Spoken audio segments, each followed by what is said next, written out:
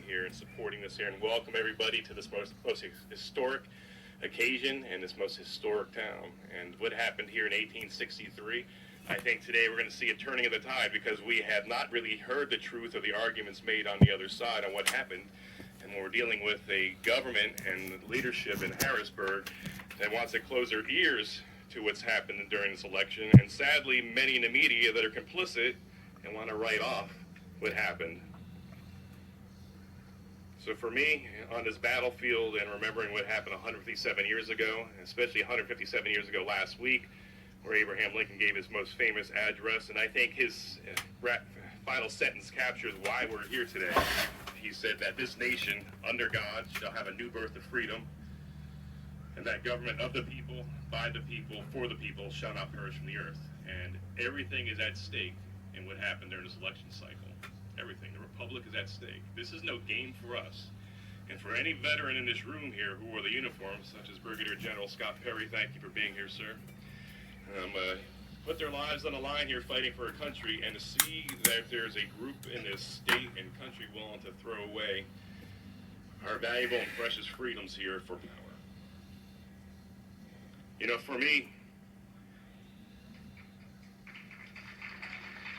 there you go.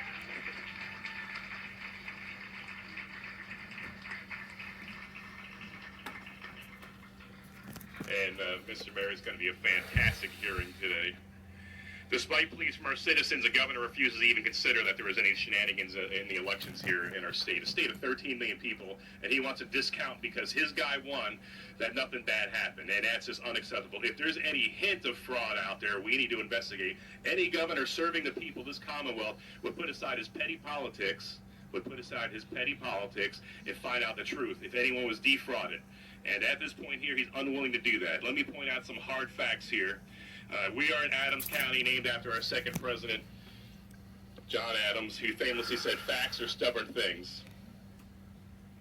Let me lay out several of these inconvenient truths, as Al Gore would have us think. There have been many allegations of voting law violations across the state, and a governor serving the people would have to move heaven and earth to ensure no one was defrauded, but yet he's not moved to action. And even his Secretary of State, of course, says that there was no shenanigans of great concern.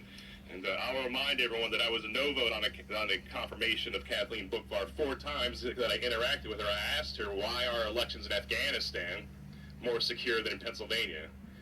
And she sat there and blinked and couldn't give me a straight answer. That elections are more safe and secure in a war-torn country devastated by conflict since 1979. What is going on here? The place where this all started in 1776, and we can't get an election right? You got to be kidding me here. And so as a result of her inaction, the governor's inaction, refusal to even look into any of the allegations, and to discount the very essential freedoms of our citizens, we are here today to try to find out what the heck happened in the election. You know, and likewise our Attorney General, our senior law enforcement official here, you know, instead of being focused on making sure things are lined up in kosher, before one vote was counted in Pennsylvania, the day before the election declared Biden the winner. I mean, there's nothing to see here. Could you imagine if the shoe was on the other foot? Would the media be so gracious and merciful and kind if it was a Republican? Absolutely not. And so, Houston, we have a problem here. You know, one of the most troubling things in this whole endeavor here, and it's not just because of the COVID, it's just a lack of transparency and accountability. So we're here to start shedding light on the darkness. And then, of course, we have a Supreme Court that rewrote election law. You know, Act 77 has been painted as a villain. We could debate that. But the real problem is when the Pennsylvania Supreme Court decided they're going to write legislation and rewrite our law. And because of that, obviously, Pennsylvania, we got a lot of problems there. And that opened the door to all the shenanigans and abuses and folly that we're dealing with here in the state this day. So what's going on here? Thousands of people from across the Commonwealth have reached out to us, tens of thousands, asking and demanding action. They deserve it. And as a result of the inability of our executive branch to do their job, we're stepping in here. We're co-equal members, and we're going to do our job. We're looking for transparency and truth. There's going to be no grandstanding here. We're after facts. And we're going to have a good layout here of what happened. And you're going to have to decide, good people of Pennsylvania, on what happened and whether there's a strong case to be made or not. You know, the forgotten men and women of our great state feel betrayed by their government. And I'm with them. I feel the betrayal as well. So we undertake these proceedings today to find out what happened and then hopefully come up with an approach where it never happens again. And the issues are galore. You're going to hear about poll watchers being denied access, where election software vendors refuse to testify before the General Assembly. What do they got to hide? Do we expect the people to trust their government? And we got to earn their trust. And this is no game, and the very republic very much is at stake. Anyone who loves this country has to put aside their petty partisan politics and allow the light to shine where it is. And we're going to find the truth and celebrate it. You know, as a soldier, and now as an elected member of the state senate, I'm not going to stand aside, and neither of the members around me are as well. We're going to fight the good fight for freedom and secure our republic. Too many good men and women have gone before us who are giving their lives here, and to cast it aside now for power play is unacceptable. It's not going to happen.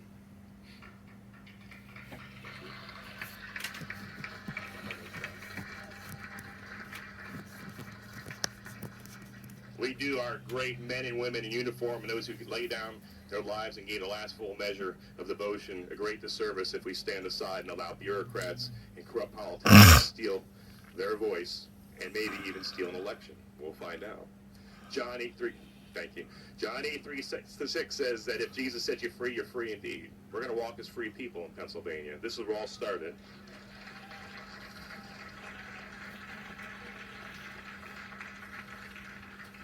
We choose this day to walk as free men and women in honor of the sacrifice not only of Jesus on Calvary, but also in honor of the sacrifice of brave men and women in uniform who fought for and secured our freedoms. We will be relentless in our pursuit of the transparency, of accountability, and truth. The time for dithering, politics, and games is over. The time for truth and justice is now. In conclusion, as Benjamin Franklin was leaving Constitutional Hall in 1787, he was approached by Mrs. Powell. And Mrs. Powell ran up to him. We surmise she knew him personally. And she said, well, Mr. Franklin, what do we have? A monarchy or a republic? And he said, a republic if you can keep it. This is our time to keep this republic. Thank you, and God bless you. Thank you. Thanks, Senator Mastriano.